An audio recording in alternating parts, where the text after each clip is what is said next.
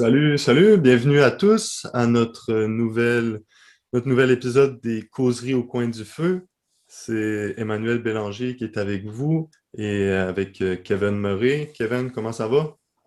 Salut Emmanuel, ça va bien aujourd'hui, merci. Et toi?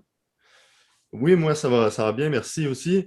Aujourd'hui, on franchit le seuil du porche de la Petite Vertu d'Espérance et on entre dans la maison de Dame Charité. La Charité, la reine des vertus. Euh, on va finir notre première petite série sur les rudiments théologiques avec cette vertu. Petit mot de Saint François de Sales au début. Il est docteur justement de l'amour divin et de la douceur évangélique. Et il avait comme devise rien par force, tout par amour. Nécessairement parler de charité, c'est difficile.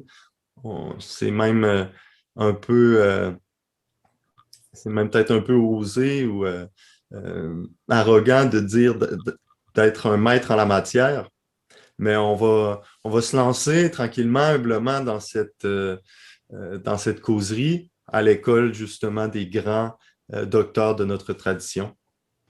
Oui, alors justement, par rapport à Saint François de Sales, une anecdote que j'aime beaucoup, donc on raconte qu'il était colérique et que ça se remarquait même dans ses écrits, donc dans ses écrits de jeunesse, parce qu'il était docteur en droit, donc il y avait bon, beaucoup d'écrits, etc. Il avait fait des hautes études en bon fils de noble savoyard qu'il était. Et puis, donc, des graphologues très sérieux, là, assez récemment, ont fait des études pour voir qu'effectivement, dans ses écrits, là, c'était très marqué sa colère. Donc, la manière dont il écrivait, dont il pesait sur son crayon, etc., c'était très marquant qu'il était colérique de nature. Et puis, au fur et à mesure de sa vie, il écrit des lettres, etc., il écrit des traités, il a même écrit un traité sur l'amour de Dieu. Et ils ont remarqué, ces mêmes graphologues, qu'à la fin de sa vie, il était transformé. Il était d'une douceur, et ce, jusque dans sa plume. Alors, Wow! pas dans les mots utilisés, là, mais vraiment dans la manière qu'il avait d'écrire, dans sa calligraphie elle-même. Évidemment, c'était corroboré par tous les témoignages aussi des gens qui l'entouraient, qui disaient que c'était un homme qui était doux, suave, qui était bon. Et donc voilà, je trouve que c'est une anecdote intéressante pour commencer notre entretien sur la vertu de charité. Alors Manu, justement, peux-tu nous parler de comment Saint Thomas lui-même définit la charité? Alors pour Saint Thomas d'Aquin, lui, il distingue deux types d'amour qui forment ou qui sont à la racine d'une compréhension de ce qu'on pourrait avoir de la charité, mais aussi de l'espérance.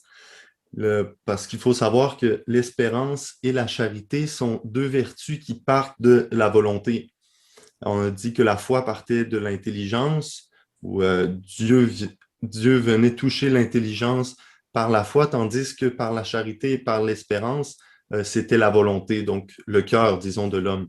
Alors, il y a ce premier amour qui est l'amour de désir, qui est l'amour qui se tourne vers Dieu, non pas tant pour Dieu en tant que tel, mais comme Dieu étant un bien final qui nous est promis. Tandis que l'amour de charité est basé sur l'amitié. Hein? C'est l'amitié de l'autre pour lui-même. D'ailleurs, on le sait, quand on a un ami, ce qui est important pour quand c'est d'ailleurs des bons amis, ce qui est important pour nous, c'est le bien de l'autre. C'est là qu'on voit vraiment qu'on aime. Et c'est sous cet angle que saint Thomas comprend la charité théologale. Hein, c'est une amitié de l'homme avec Dieu. Mais ce qui est intéressant, c'est que c'est Dieu qui offre cette possibilité d'amitié parce que normalement, l'amitié est basée sur un certain lien, sur une certaine proximité avec l'autre. Par contre, entre Dieu et l'homme, il n'y a aucune commune mesure. Donc, c'est vraiment Dieu qui vient offrir son amitié à l'homme et l'homme, l'initiative vient de Dieu. Et l'homme répond à cet amour, répond à cet appel. En fait, Saint Jean, l'évangéliste, dit dans sa première lettre que c'est Dieu qui nous a aimés le premier. Et aussi, c'est pourquoi Jésus a dit à ses disciples lors de la dernière scène, hein, je ne vous appelle plus mes serviteurs, mais mes amis. Alors maintenant, on comprend un peu que la paix et la joie sont aussi des fruits de la charité. Hein, dans le fond, qu'est-ce qu'on peut attendre de plus qu'être admis à l'amitié avec Dieu? Alors, par la charité aussi, hein, la charité qui est, comme toutes les autres vertus théologales, infusée dans notre cœur, le désir naturel de Dieu, hein, parce qu'il y a un désir naturel qui est fondé en nous par notre création, mais aussi dans toutes les autres créatures. Hein. C'est ce que Saint Paul dit dans l'Épître aux Romains, au chapitre 8, euh, que toute la création aspire à Dieu. Eh bien, à partir avec la charité, c'est comme si un pas de plus qui est fait et l'amour est élevé au rang d'amitié avec Dieu. Euh, et là, on voit qu'il y a une belle application du principe selon lequel la grâce ne détruit pas, mais élève la nature. Alors, la perspective justement d'amitié donne cette nouvelle ou une intimité spirituelle à la notion de charité. Euh, on voit que c'est pas seulement charité au sens qu'on l'entend aujourd'hui, hein, des fois faire la charité ou la charité comme un sentiment un peu mièvre ou de la condescendance. Non, non, il y a quelque chose de plus et en ce sens-là, on voit que Sainte Thérèse de Jésus, hein, qu'on pourrait l'appeler même une maîtresse spirituelle, parle de l'oraison de la même manière que Saint Thomas parle de la charité. Elle dit en ces termes, fréquenter Dieu avec amitié, car nous fréquentons en tête à tête celui, nous le savons, qui nous aime. Et puis après, la charité est aussi, on disait que c'est elle aussi une maîtresse. Hein. J'utilisais au début, pour reprendre le petit texte de Peggy de la dernière fois, l'espérance comme le porche de la demeure. Hein. La charité nous fait plutôt habiter dans cette demeure, dans ce royaume d'amour. Euh, Saint Paul dit que la charité est la plus excellente des vertus. Hein, elle est la reine. Dans son épître aux Corinthiens, il dit explicitement que c'est la vertu. À la fin, tout passera. La foi passera, l'espérance passera aussi, hein, parce qu'on va voir Dieu comme il est, mais la charité, c'est ce qui va rester. Euh, et Saint Thomas aussi dit que euh, la foi et l'espérance sont liées à ce qui provient de Dieu, dans le sens que la foi nous amène à Dieu comme étant la source de la vérité, la connaissance de la vérité, tandis que l'espérance est cette possession de Dieu comme le bien suprême, hein, celui qui nous donne la vie éternelle, qui nous donne la béatitude de vivre dans le royaume des cieux. Par contre, la charité atteint Dieu d'une façon très particulière parce qu'elle atteint Dieu en son centre, en tant que Dieu est celui, c'est-à-dire que quand on aime Dieu, c'est l'essence même, c'est l'être même de Dieu auquel on désire, auquel on tend, qui nous est donné. Et la charité nous fait recevoir rien d'autre que Dieu lui-même. Alors, c'est une petite, disons, une petite façon de résumer la vision de Saint Thomas sur la question. Mais comme je disais, Kevin, souvent quand on pense à la charité, on pense à l'amour des pauvres, à l'aumône. Quelle place ça a vraiment, tu sais, dans une compréhension chrétienne de cette vertu? Ben oui, c'est une bonne question. Hein. Dans le Nouveau Testament, la charité est d'abord présentée comme commandement nouveau. Vous savez, tu sais, Jésus, à la fin du repas, après le lavement des pieds, il donne un commandement nouveau à ses disciples. Il dit, aimez-vous les uns les autres comme je vous ai aimé. Hein? Donc, la mesure de l'amour que l'on doit avoir les uns pour les autres devient une mesure divine. Hein? C'est le fameux sens du comme. Hein? L'exemple de Jésus devient le modèle par excellence, finalement, de charité, de livraison de soi jusqu'à l'extrême, de don de soi jusqu'à l'extrême. Et puis, Jésus le présente même comme enjeu missionnaire. Il dit, Les gens, le monde reconnaîtra que vous êtes mes disciples à la mesure dont vous vous aimez les uns les autres. Alors pourquoi je dis ça? Finalement, c'est parce que dans le Nouveau Testament, il y a ces deux présentations.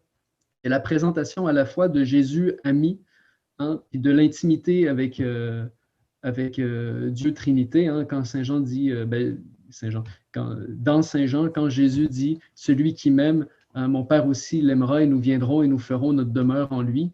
Alors c'est plus le pôle de Saint Thomas, si tu veux, de cette présentation d'une amitié intime avec Dieu. Et il y a aussi l'autre pôle qui est présenté, celui de l'amour du prochain, à la manière de Jésus lui-même. Hein, on devient comme des petits Jésus, d'autres Christ.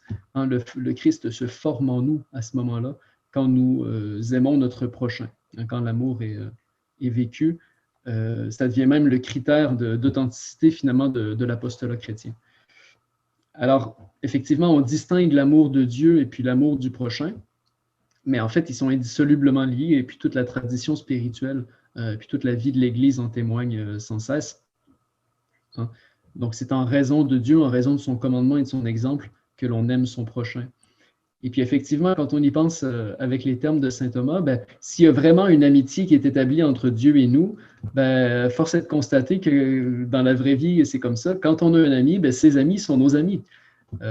C'est comme ça que ça fonctionne. Et Dieu a décidé de devenir ami avec les plus petits, avec les plus pauvres d'entre nous.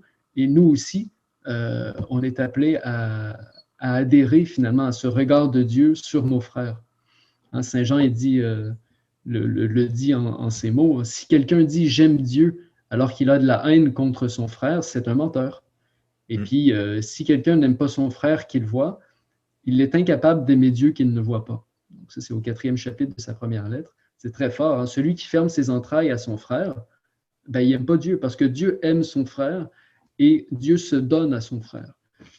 Saint Augustin est même allé jusqu'à dire « Nous devons aimer notre prochain plus que notre propre corps ».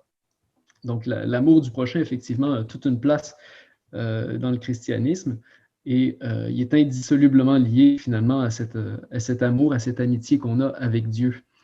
Alors, loin de les séparer, loin de les opposer, ces deux amours entre Dieu et le prochain, au contraire, notre Seigneur les a profondément unis, hein, quand il a dit « Tu aimeras le Seigneur ton Dieu de tout ton cœur, de toute ton âme et de toute ta force ».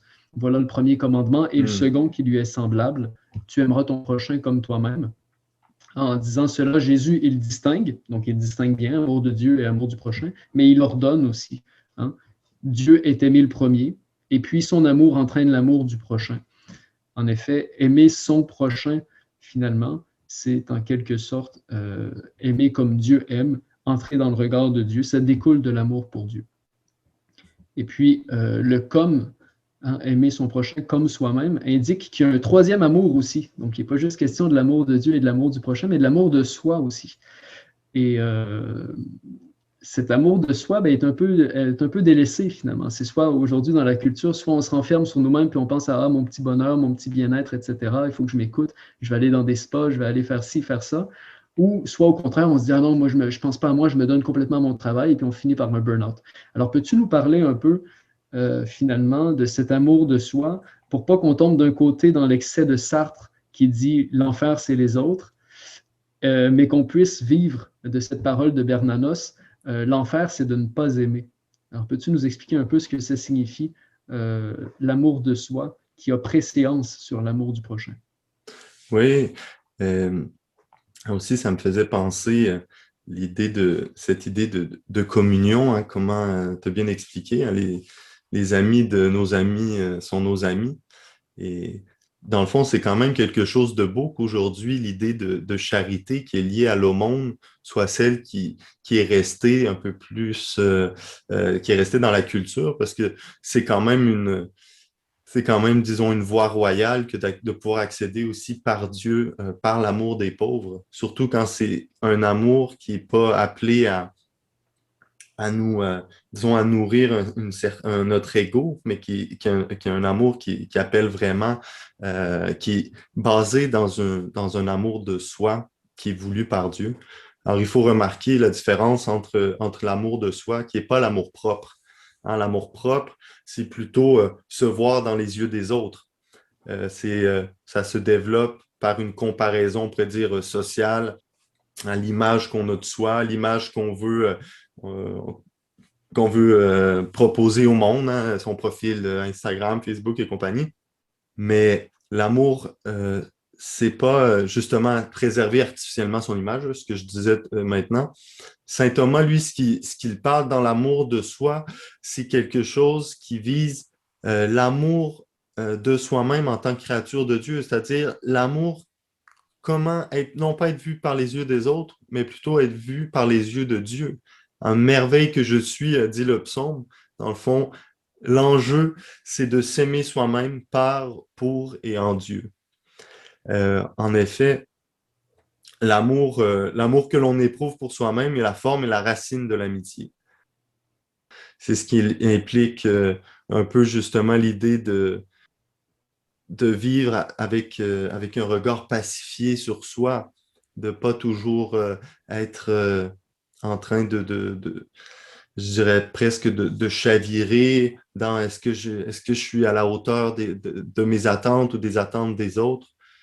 C'est être incapable de s'aimer authentiquement. Hein. Et ça, on le voit aussi dans le lien qu'on a avec les autres. Souvent, quelqu'un qui a une on utiliserait les termes aujourd'hui confiance en soi pour parler peut-être d'amour de soi, mais quelqu'un qui, qui ne s'aime pas trouve ça très difficile d'aimer les autres et d'ailleurs va sûrement être envieux, jaloux. Et on le voit souvent dans les films en général, quand il y a un moment d'antagoniste ou de friction entre les personnages. Et ça, c'est d'autant plus vrai dans les films où que l'amitié est une amitié criminelle ou une amitié pour le gain. Hein, je pense à, exemple, les Affranchis ou tout simplement dans Le Parrain. Hein, dans Le Parrain, il y a cette figure de Fredo, hein, qui est le frère de Michael. Et tu vois, Fredo, à un certain moment, il finit par manigancer et essayer de tuer son frère. Et finalement, ça ne fonctionnera pas. Et son frère le tuera. Hein, mais on le voit aussi, hein, j'aime bien parler du Seigneur des Anneaux, on le voit aussi très bien entre Sam et Frodon. Hein. Plus l'anneau travaille le cœur de Frodon, hein, plus Frodon devient suspicieux face à cet amour très désintéressé que Sam pour lui. Hein. Je pense à cette scène très bien représentée toujours dans le film, dans la troisième partie. Hein, Sam dit, il voit qu'il ne peut pas prendre l'anneau parce que s'il prend l'anneau à la place de Frodon, ben, Frodon, il se fâche, puis c'est son précieux à lui aussi. Il dit, si je ne peux le porter pour vous, je peux vous porter vous, puis il se charge Frodon sur ses épaules, puis il monte la montagne du destin. Tu sais, ça, là, on voit vraiment tu sais, l'antagoniste entre l'autre comme une menace et l'autre comme étant ce fardeau d'amour, hein, comme étant cette croix qu'on se met sur les épaules et qu'on décide de prendre d'une façon totalement désintéressée. Et là, on voit que cette façon vraiment d'aimer l'autre pour l'autre, s'il est basé sur un amour de soi profond, un amour de soi qui prend ses racines en Dieu même, c'est possible et c'est non seulement possible, mais c'est quelque chose de très beau et c'est quelque chose à laquelle on est appelé à tendre. Et par rapport justement à l'humble amour de soi, Saint François de Sales, dont on parlait au début, a de très belles paroles. Hein, je vous cite un petit extrait de son introduction à la vie dévote. Il dit, l'un des meilleurs usages que nous saurions faire de la douceur, c'est de nous l'appliquer à nous-mêmes, ne dépitant, ne dépitant jamais contre nous ni contre nos imperfections. Les colères sont contre soi-même. Les colères contre soi-même tendent à l'orgueil et n'ont origine que de l'amour-propre, qui se trouble et s'inquiète de nous voir imparfaits. Il faut donc avoir un déplaisir de nos fautes qui soit paisible, il utilise le terme rassis, hein, paisible, serein et ferme. Relevez donc vos cœurs quand il tombera, tout doucement, vous humiliant beaucoup devant Dieu pour la connaissance de votre misère, sans nullement vous étonner de votre chute. Hein, de se remettre sur pied et de ne pas avoir peur et non seulement de ne pas avoir peur de ces chutes, de ces moments de faiblesse, mais de ne pas laisser ces chutes devenir des obstacles ou des murs contre notre prochain, contre notre ami. Alors peut-être, Kevin, on pourrait parler maintenant, si tu voudrais nous dire deux mots sur la vertu infuse qui est la charité, hein, c'est-à-dire comme on le sait, non, qui est une vertu qui est donnée par Dieu directement à l'âme humaine. Est-ce qu'on peut parler d'une certaine croissance dans la charité? Ben oui, hein? Donc, si la charité est une vertu infuse qui nous tourne objectivement vers Dieu, hein, euh, il faut toujours agir en conformité avec cet amour pour Dieu. Alors, il faut agir et il faut grandir en purification. Donc, saint Thomas, lui, distingue trois jalons, finalement, trois étapes de croissance spirituelle. Trois étapes qui sont assez admises dans l'histoire de la spiritualité. Souvent, les grands historiens de la spiritualité ou les grands spirituels eux-mêmes ont utilisé ces trois étapes-là d'une manière ou d'une autre. Je pense par exemple au père Garrigou-Lagrange qui a écrit les trois âges de la vie spirituelle, ou au père Louis Bouillet qui a écrit sur la spiritualité et qui a parlé, dans la structure de son bouquin d'introduction à la vie spirituelle, et en tout cas est prise de ces trois étapes, de ces trois jalons. Alors, ces trois jalons, ils sont intéressants, mais ce n'est pas pour nous juger maladivement. On vient de parler de humble amour de soi, de s'aimer doucement, et puis de ne pas se scandaliser de nos propres fautes. Donc, ce n'est pas pour nous juger maladivement. Ce n'est pas non plus pour juger ceux qui nous entourent, pour dire je suis plus spirituel qu'eux, etc. Mais c'est surtout, dans le fond, une balise objective pour avoir une petite idée d'où on s'en va dans notre vie chrétienne. Alors, première étape, si on veut, c'est une étape de purification. Donc, on tente de s'échapper, de s'écarter du péché, de résister aux convoitises qui nous poussent à ce qui est inverse à la charité, c'est-à-dire au péché, à la médiocrité, à la mollesse. Alors, c'est un âge un peu de débutant, si on veut, où la charité doit être nourrie et entretenue parce qu'elle est encore fragile. C'est encore une petite pousse. Ensuite, il y a un deuxième jalon qui est un jalon donc par exemple, Louis Bouillet, quand il parle de ce jalon-là, lui, il va parler d'illumination. Donc, c'est un jalon où on s'est pas mal détaché de l'attrait pour le péché, puis on continue d'avancer dans le bien, on continue de progresser. Et c'est là qu'il y a une fortification, que la petite pousse devient tranquillement assez résistante au vent, etc. Et puis, le troisième jalon qui est donné par saint Thomas, c'est un jalon qui est animé particulièrement, principalement plutôt par l'union à Dieu. Et c'est ce que Louis Bouillet a appelé la voie unitive. Donc, unification de la personne en raison d'une plus grande union avec Dieu. Hein? Et puis, c'est là qu'on peut vivre, avec la grâce de Dieu, toujours évidemment, les mots de saint Paul, hein, je désire partir et être avec le Christ. Donc, c'est un moment où on n'est pas tant attaché à soi qu'au Seigneur et à ce qu'on peut faire pour lui concrètement ici-bas. Et alors, saint Thomas appelle ce degré-là, ou cette étape-là, la perfection. Donc, c'est un mot qui est un peu mal vu aujourd'hui, mais c'est un mot aussi que le Seigneur utilise dans l'Évangile. Il ne faut pas avoir peur d'utiliser. Le Seigneur dit « Soyez parfaits comme votre Père est parfait ». Il ne s'agit pas d'abord d'une perfection maladive sur tous les petits détails de notre vie, savoir si on a fait exactement comme il fallait notre lit le matin, mais il s'agit d'une perfection, dans le décentrement de soi vers Dieu, hein, dans l'union à Dieu finalement. Et à ce moment-là, tous les détails de notre vie vont tranquillement, pas vite, prendre cette couleur-là de l'union à Dieu, mais ce n'est pas d'abord une question d'avoir une perfection réglée dans toutes les minutes de notre vie. Est-ce qu'on suit le plan que notre maman nous a fait en secret ou pas? Voilà. Alors, justement, on vient de parler de la possibilité de croissance dans la charité. On a parlé de l'amour des pauvres aussi. Peux-tu nous parler un peu de l'impact social de la charité, finalement, que la charité peut et doit avoir? Oui, dans l'Église, le pape François a pris une direction, va plus dans cette direction-là. Mais aussi, c'était le cas pour le pape Benoît XVI, hein, dans sa première encyclique, Deus Caritas Est, qui est sortie directement au début de son pontificat en 2005. Il en a parlé abondamment.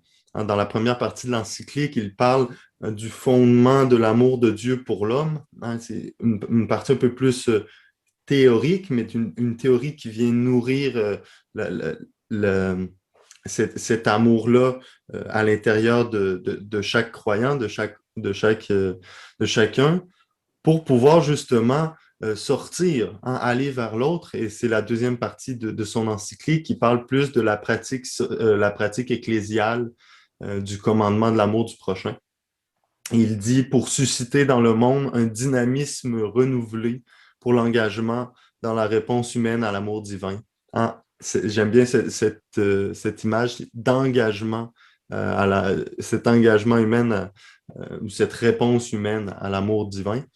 Et c'est là qu'on voit que le service dans la charité de l'Église est quelque chose d'important, quelque chose d'important. Et d'ailleurs, c'est une des trois tâches fondamentales que l'Église a, hein, le service, qui était la diaconie, hein, le fait des diacres, qui étaient simplement les serviteurs au début. Et ensuite, il y a les deux autres, hein, qui est l'annonce de la parole. On parle du kérigme, hein, du témoignage, hein, du martyr. Hein. Un martyr, c'est quelqu'un qui témoigne. Et ensuite, la célébration des sacrements, la liturgie. Et comme justement l'Église et la famille de Dieu présente dans le monde, on voit que c'est important qu'aucun de ses membres ne manque du nécessaire. Le pape aussi, le pape Benoît XVI en a même reparlé à une deuxième occasion dans son encyclique Caritas in Veritate en 2009. Et là, il a parlé de façon beaucoup plus claire, hein, du souci du développement humain, le développement aussi des peuples, du respect de l'environnement et l'engagement pour la fraternité universelle, hein, comme étant des thèmes qui sont intrinsèquement et intrinsèquement liés à l'Évangile. Comme je disais au début, le pape François, depuis le début de son pontificat, rappelle sans cesse ces thèmes, hein, notamment dans Fratelli Tutti, qui est sorti en 2015, et la toute récente, non, En 2020. dans l'autre date aussi, qui est sortie en 2015, et dans Fratelli Tutti, qui est la toute récente de 2020. Et on voit que revient les thèmes de l'amour du prochain, l'amour qui unit l'homme à Dieu, l'homme aussi à la création. On est tous appelés à aimer cette création qui nous a été confiée comme nous-mêmes. On sait aussi que l'amour se montre par des actes, hein, pas seulement par des paroles, par des faits, par des paroles ou par des idées même. Mais peut-être la différence qui est importante d'amener ici, c'est que tout est appelé à avoir sa place, hein, à une place qui est propre, autant soi-même, le prochain, la création. L'idée, c'est de justement pas tomber peut-être dans l'idolâtrie, hein, dans aimer, justement aimer la terre, aimer les animaux aux dépens de notre prochain, de notre voisin. Peut-être une certaine pente glissante de ce côté-là aussi à laquelle il faut faire attention. Je crois que ça fait le tour pour ta question. Peut-être on pourrait finir en parlant du lien entre le don de sagesse et la charité. Hein, c'est sans doute quelque chose d'un peu nouveau, hein, quelque chose duquel on parle moins, mais tu pourrais peut-être nous dire quelque chose là-dessus, Kevin? Ben oui, c'est ça. En fait, c'est les derniers mots de saint Thomas sur la charité, dans sa section, là, dans la Segunda Segunde sur la charité. Il termine avec cette question du don de sagesse, après avoir développé là, tous les péchés contre la charité. Et en fait, ça peut sembler étonnant, mais il y a une proximité très intéressante. Donc, le don de sagesse, sapientia, hein, vient de l'expression science savoureuse ou sapida scientia. Bon, c'est lui-même qui rappelle l'étymologie. Alors, c'est toujours une idée, comme tu disais la dernière fois, une étymologie à la Isidore de Séville. Là. Donc, c'est ça, on joue un peu avec les mots pour faire jaillir une étincelle qui donne de penser et qui donne d'aimer aussi. Alors, la sagesse, finalement, elle est liée à la charité comme science savoureuse, précisément parce qu'elle vient d'une expérience personnelle de l'amour de Dieu, une connaissance expérimentale de l'amour de Dieu. Et cette sagesse donne de juger spirituellement par connaturalité. Donc, Dieu a voulu s'abaisser jusqu'à nous et il nous a donné de participer à sa nature, hein, devenir fils dans le Fils. Donc, par connaturalité, on acquiert un jugement tel que Dieu l'a lui-même, finalement. C'est ce qui nous permet de vivre en étant baptisé et confirmé. Saint Paul dit cette chose-là hein, dans la première lettre aux Corinthiens quand il dit « Celui qui s'unit à Dieu est avec lui un seul esprit ». Et puis juste un peu avant, dans la même lettre, il dit « Nous l'avons, nous, la pensée du Christ ». Alors, il ne s'agit pas de penser comme Jésus de Nazareth pensait quand il avait 24 ans et puis travaillait avec Saint Joseph dans l'établi ou là où il travaillait, je ne sais où. Mais il s'agit d'avoir la pensée du Christ, c'est-à-dire le regard d'amour de Dieu sur nous-mêmes et sur nos frères. Avoir un seul esprit avec Dieu, finalement, permet de voir les réalités créées avec son regard, et puis surtout, comme on vient d'en parler, par rapport à l'engagement, d'ordonner toute chose dans notre propre vie, mais dans notre rapport au monde, incluant nos amours, incluant nos travaux, etc., selon cette raison d'amitié avec Dieu, selon cette raison d'amour de Dieu. Alors, c'est en ce sens-là qu'il y a un lien intime entre sagesse et charité. Participer à une même vision avec Dieu, une vision qui donne d'ordonner dans l'amour. Et alors, il y a une citation de Balthazar avec laquelle j'aimerais terminer la réponse à cette question, donc, qui disait « L'amour seul est digne de foi ». Bon, c'est-à-dire que l'amour de Dieu, lorsqu'il s'est manifesté, nous est donné, nous bouleverse, et c'est cet amour-là qui nous donne d'adhérer à Dieu, finalement, qui nous donne d'avoir la foi. C'est par lui par cet amour que nous connaissons quelque chose de Dieu. Et donc, on voit encore une fois, chez Balthazar, mais aussi chez saint Thomas, saint Augustin et tous les grands docteurs, finalement, que non seulement connaissance et amour vont de pair, mais se stimulent de part et d'autre, comme amour et foi sont indissolublement liés.